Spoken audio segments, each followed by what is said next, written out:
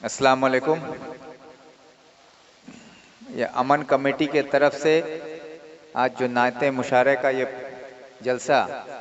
किया गया है, यहाँ पर बुलाकर जो इज़्ज़त अफजाई आप लोगों ने की है, मैं उसके लिए आप सबका तहे दिल से शुक्रिया अदा करता हूँ। और मैं यहाँ पर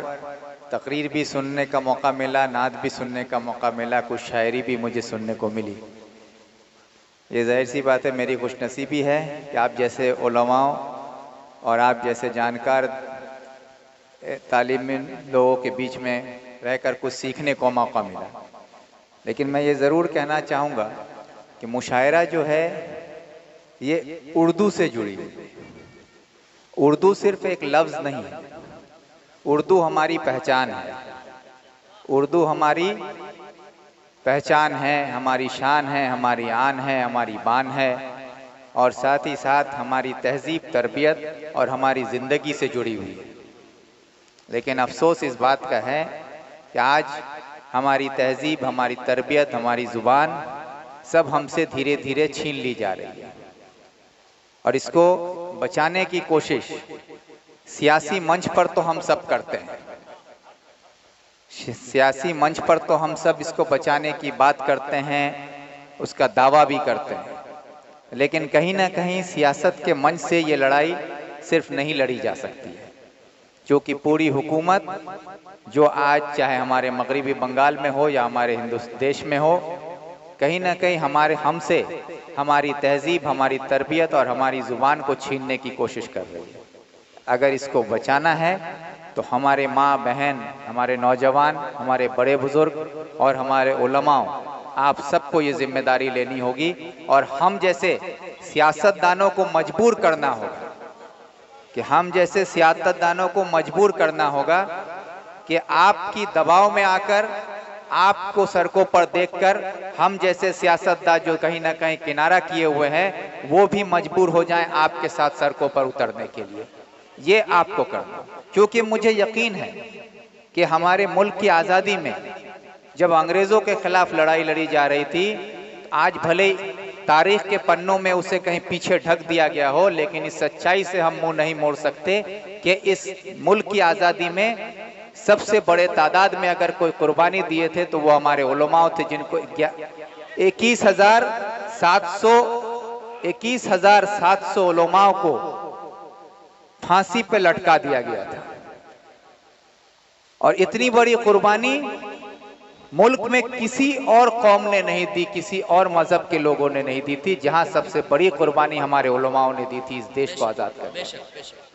और आज उसी उलमाओं के बीच में हम यहाँ पर अपने आप को पाकर मैं अपने आप को खुशनसीब महसूस करता हूँ और ये यकीन भी रखता हूँ हमारे उलमाओं पर कि मैंने जो बात कहने की कोशिश की है,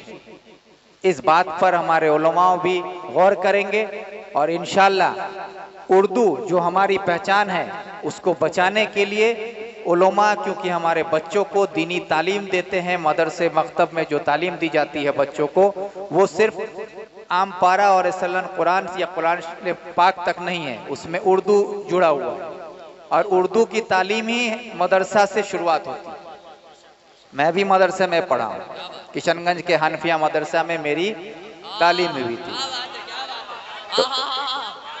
मैं वहाँ से उर्दू जो भी सीखा या आज आपके सामने जो भी बयान कर पा रहा हूँ, ये उसी मदरसा की तालीम का ही एक नजराना आपके सामने पेश कर रहा हूँ। लेकिन मैं आज ये कहीं ना कहीं आप लोगों से गुजारिश करता हूँ, मेरे उलमाओं से, यहाँ पे बैठे तमाम लोगों से, कि आप सिर्फ मुशायरे और जलसों तक ही अपने आप को महदूद ना रखें। आप उस जंगे आज़ादी में जिस तरह से आपने हिस्सा लिया और आज़ाद मुल्क में आज हम जो सांस ले रहे हैं, ये आपकी कुर्बानियों का नतीजा है।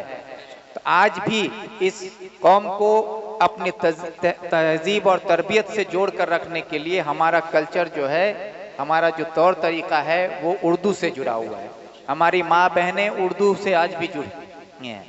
उसको बचाने के लिए आप उलमाओं को सड़कों पर आना होगा। कोई आपके साथ आए ना आए, मैं ज़रूर आऊँगा, ये भी मैं आपको यकीन दिलाता हूँ।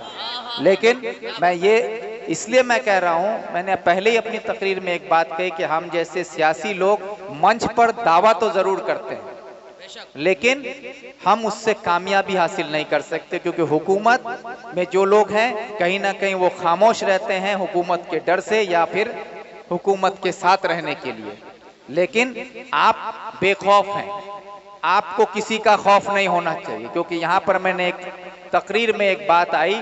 कि असली मोमिन वो है जिसके दिल में खुदा का खौफ हो और किसी का खौफ ना हो।